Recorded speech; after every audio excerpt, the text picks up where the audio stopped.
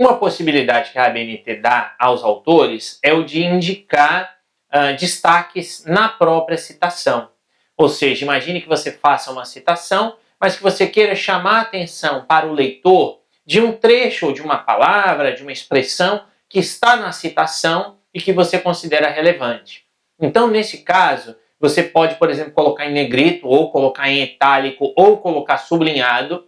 Escolha um de sua preferência, não coloque 2 ou 3 destaques ao mesmo tempo, ou seja, você precisa escolher apenas um, e aí você aplica então esse destaque no seu texto, no caso na sua citação.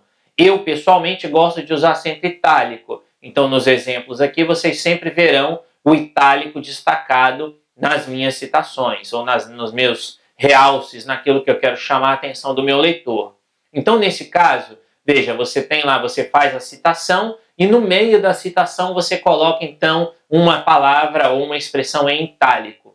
Se você fizer isso, você precisa acrescentar essas expressões que estão aqui dentro dos parênteses. Então lembre-se, eu estou falando aqui do sistema autor-data, mas a regra vale para o sistema de numérico, o sistema de nota de rodapé, que eu vou explicar daqui a pouco, do mesmo jeito.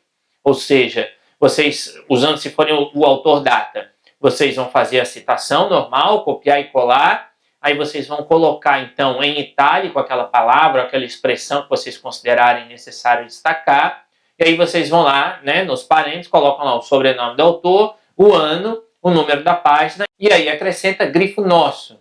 Isso significa dizer para quem estiver lendo o seu trabalho, que aquele destaque, aquele itálico ou negrito que você colocou na citação, é você efetivamente que colocou. Agora, por sua vez, se você está copiando alguma coisa de algum lugar e já está em itálico, por exemplo, já está em negrito lá no original, você precisa manter o itálico e o negrito, ou o negrito, no seu trabalho também. Então, nesse caso, você vai fazer a mesma coisa, você vai colocar a citação, você vai colocar ali o negrito ou o itálico exatamente como está no original, e aí depois você coloca lá o nome do autor, o ano, a página, e aí você acrescenta a expressão grifos do autor. Ou seja, a diferença aqui é para identificar, para quem estiver lendo o seu trabalho, se o itálico foi você que colocou ou se já estava lá no original daquele jeito. Como vocês podem ver nesse exemplo aqui, eu tenho essa citação. Desejo de criar uma literatura independente, diversa, de vez que aparecendo o classicismo como manifestação de passado colonial, etc, etc, etc. Então vejam que eu tenho ali Cândido, 1993, página 12, grifo do autor.